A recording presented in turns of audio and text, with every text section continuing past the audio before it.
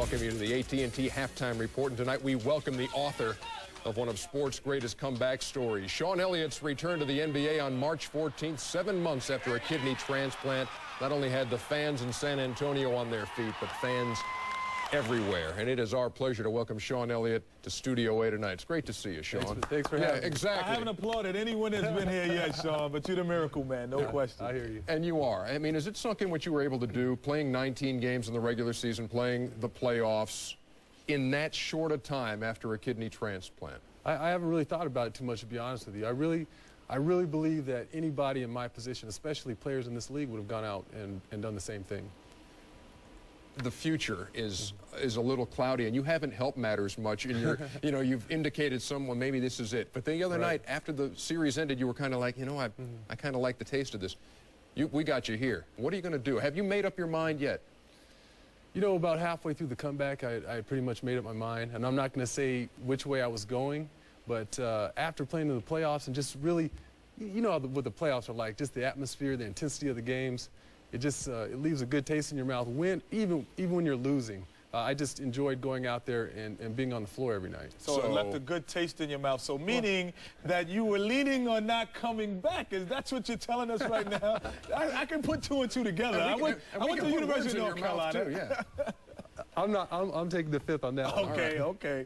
But one thing I wanted to know is, which was more difficult for you? You know, I think there's people who understand when there's an injury, was it coming back from the recovery of the kidney transplant or coming back playing basketball in getting back into basketball shape? Which was more difficult, or it went together? Oh, getting back in basketball shape, there's no question about it. Just really getting my conditioning back.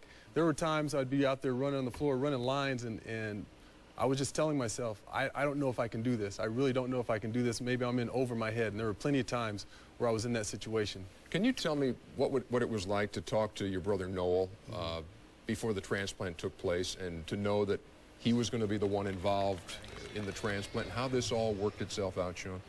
It was almost surreal, to be honest with you.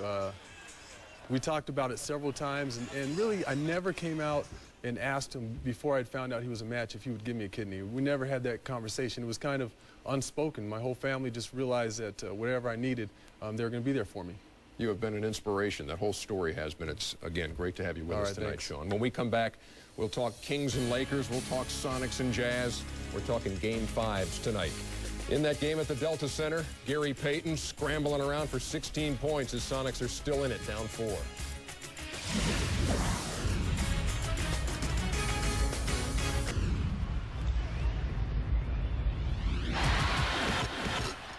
How would you assess the team's ability to manage the pressure since Game 4 and leading up to the end of this practice today? You only know that by the game. I mean, what else is there to measure by? You know, how much urine there's in the cup, or something? I mean, what is there? I mean, what kind of question is that? You do have the realization that it could be over? Absolutely, because that's a motivating factor. That's part of the challenge. That's why it's such a big game. You haven't lost 3 games in a row all year. Could you lose 3 in a row to Sacramento? No.